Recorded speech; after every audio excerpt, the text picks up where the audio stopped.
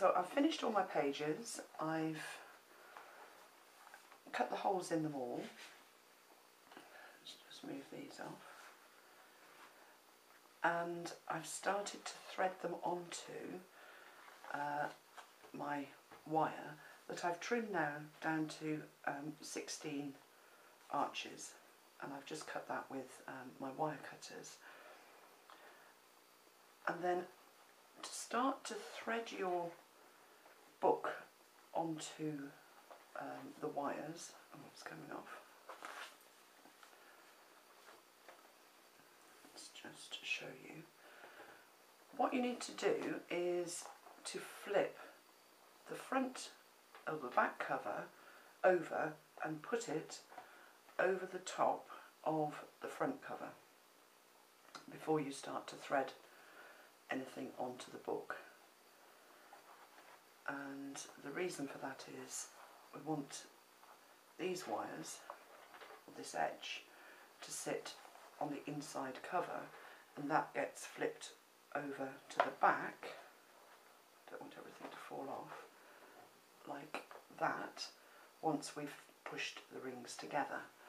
So really important, put your front cover the way you want it and lay the back cover with the outside next to or bumping up against the front of the front cover, and then put that one onto your wires first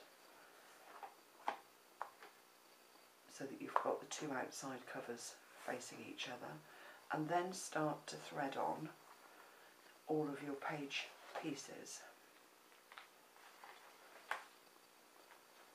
So I've dropped mine all on, I've decided where I want them to sit and just threaded them onto the wires, adding the dividers as I've gone, and I've stuck my file tabs, if you can see. I've stuck the file tabs onto the dividers just at intervals so that you can see each one of them as they move down the book. So let's just finish threading these bits on. I'm just going to twist that wire so that it sits like that, and then let's just thread these on.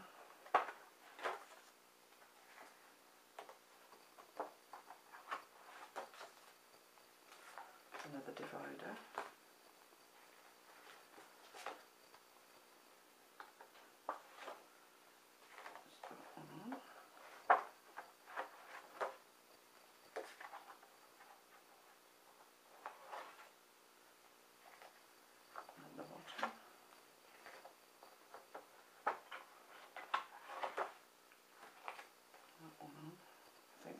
In the middle, 1, 2, 2,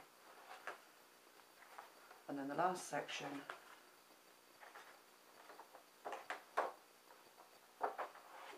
this is a 1 1/4 inch spiral binding,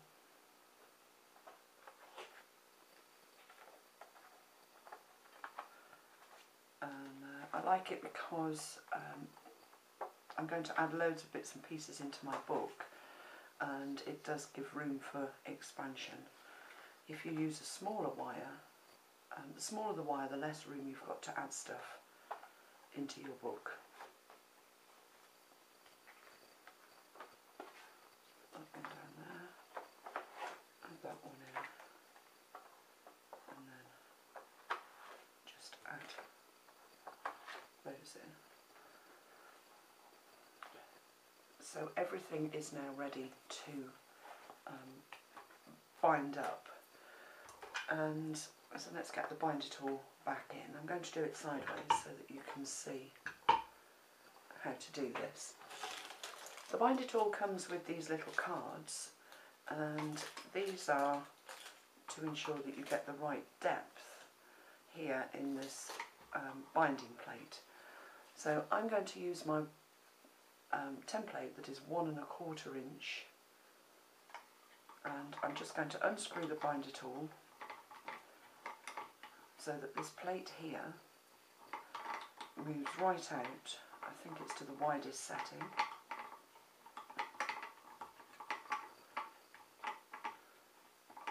And eventually, let's keep winding, keep winding. Eventually, I should be able to slot this card into that gap quite easily, and the plate is now lined up with the white line that says 1 1/4 on the bottom here. And then I'm going to take my book, whoops, it's fallen out, let's just thread that in, and I'm going to hold it straight with the open part of the wires down in that slot. And starting at one end, I am just going to close those wires. And then move it along, drop the wires in, and push down and close them, and then the last three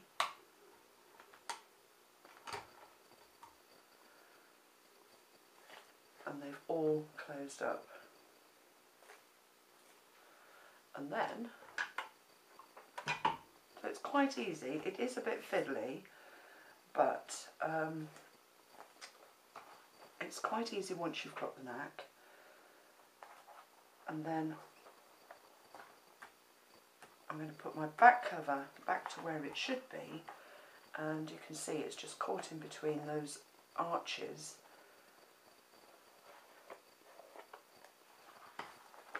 On the wires, and then I'm going to flip everything back over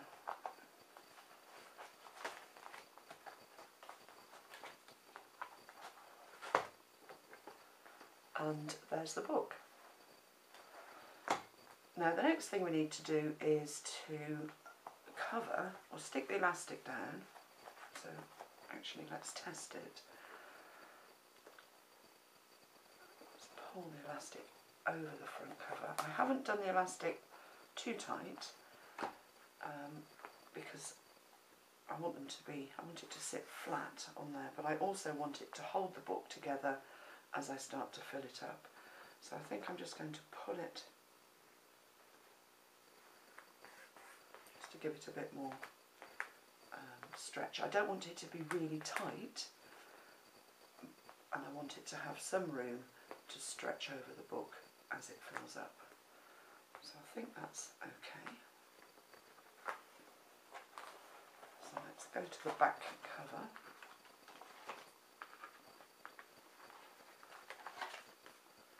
And stick down this elastic. You can see it's just threaded through the holes. So I'm just going to move that away, and I'm going to take some, this is some all-purpose Bostik glue.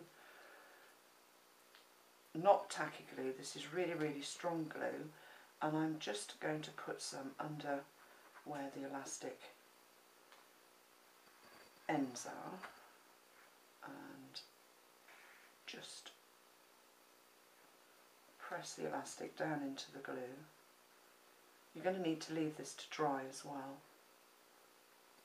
once you've done it.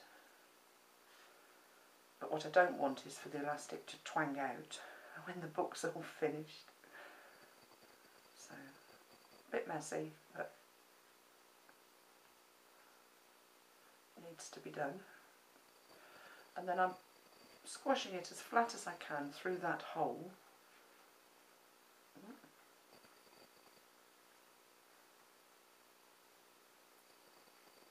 That's curling up, don't curl up. You might need to hold it for a minute or two just until the glue starts to take effect. Let's just work it over the ends, stick the end down. Okay, and leave that until it's dry before putting, where is it, the cover piece back on.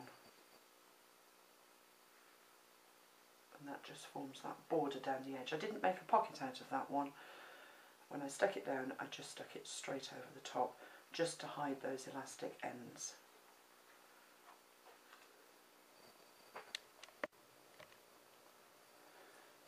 Okay, so my glue's dry, and I've just touched up around the edge of the book with some black, as if you remember I stuck my back pocket piece on before putting the elastic on, so I took it off, and of course that ripped some of the chipboard, so I've just repainted that as well. And now I'm just going to stick the pocket, the fake pocket, over the top there, just to cover up where we've added the elastic, and I'm just going to do that with my tacky glue.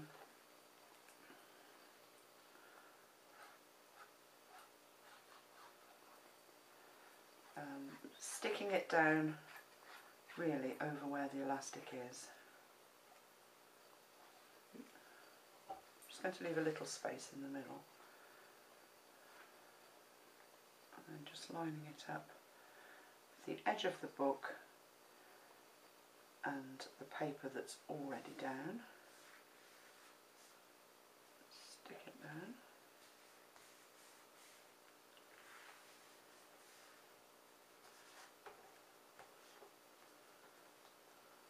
Uh-oh, got glue escaping, that's not good.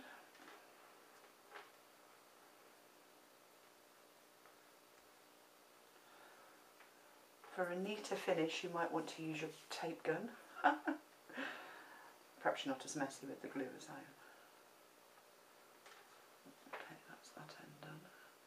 Just wipe that off. And I'm just going to hold it down just so that it starts to take.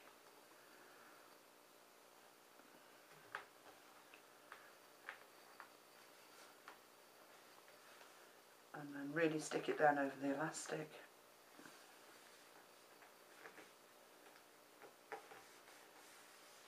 And that's it, that's that back cover finished.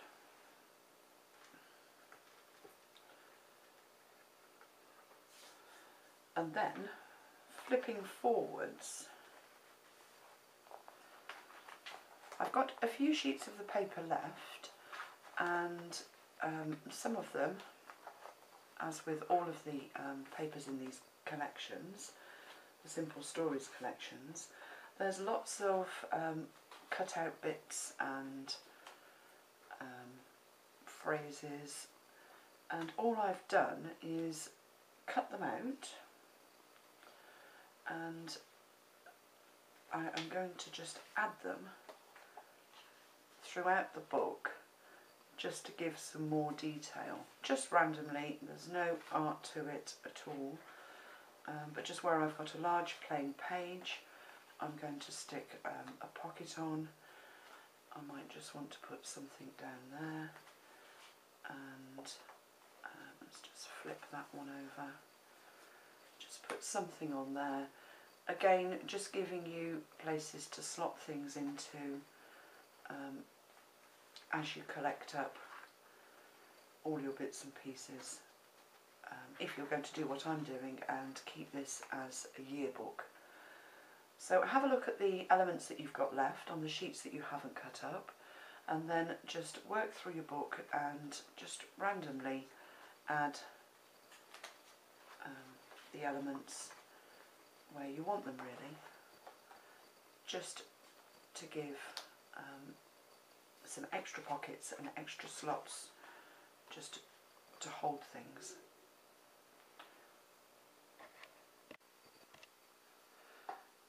And here's my finished book with all of its pockets and places to slot all sorts of bits and pieces. So I've used all of the elements that I from the papers that I hadn't cut out, and just added some words. And what else have I added? Just pockets, really, so that there's plenty of places to put all sorts of bits and pieces in. And then the last thing to do, if you're going to follow what I did, is to put some words on the front of the book. So let's just shut it up. The alphabet I used was from these dies. They're Provocraft dies, and the alphabet set is Red Tag Sale. And I like them because the alphabets or the letters are different sizes and shapes, so quite a fun alphabet. And what I've done is, just out of chipboard, let's just turn the book round, I've cut the letters out.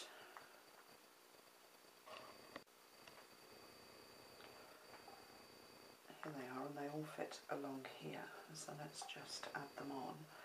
So I cut them out of bare chipboard, and then with my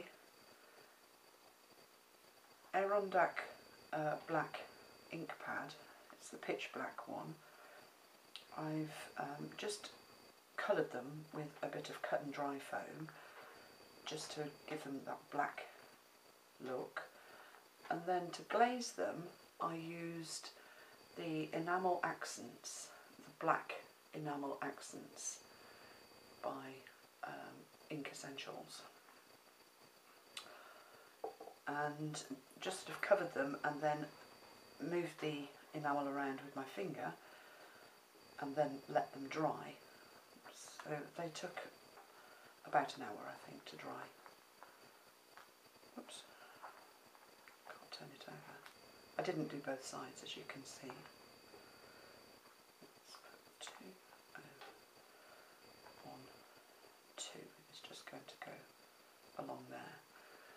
So all that's left to do is just to stick these letters on.